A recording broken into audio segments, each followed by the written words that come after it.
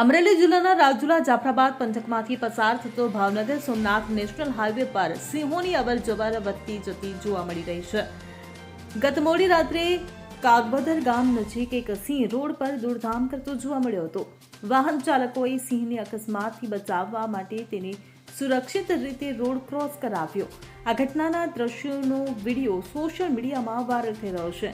ચોમાસાની ઋતુમાં સતત વરસાદ અને ઝરમર વરસાદને કારણે સિંહો સીમ વિસ્તાર છોડીને ખુલ્લા માર્ગો અને ડુંગરાળ વિસ્તારોમાં રહેવાનું પસંદ કરી રહ્યા છે। આ કારણે રાજુલા જાફરાબાદ નેશનલ હાઈવે પર રાત્રિના અને વહેલી સવારે સિંહો વધુ ક્રોસ કરવાની ઘટનાઓ સામે આવી રહી છે।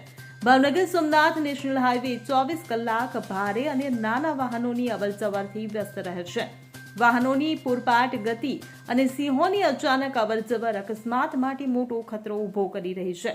કાગબદર ગામ નજીકની તાજેતરની ઘટનામાં સિંહ રોડ વચ્ચે આવી જતા વાહન ચાલકોને તાત્કાલિક બ્રેક લગાવવી પડી હતી। ભારે વાહનો પણ થંભી ગયા હતા અને સિંહને સુરક્ષિત રીતે દૂર ખસેડવામાં આવ્યો હતો। ત્યારે સિંહોની વધતી અવરજવર અને વાહન ચાલકો માટે ઊભા થતા જોખમને ધ્યાનમાં રાખીને તાત્કાલિક પગલાં લેવાની જરૂર છે। વન વિભાગ અને સ્થાનિક પ્રશાસન દ્વારા સિંહોની સુરક્ષા સાથે વાહન ચાલકો માટે માર્ગ સલામતીના ઉપાયો હાથ ધરવા જરૂરી છે। રાજુલા જાફરાબાદ નેશનલ હાઈવે પર સિંહોની અવરજવર વાહન ચાલકો માટે ચિંતાનો વિષય બની છે। Bureau report CN24 news. હવે જુઓ દેશ દુનિયાની તમામ ખબરો તમારી આંગળીના ટેરવે।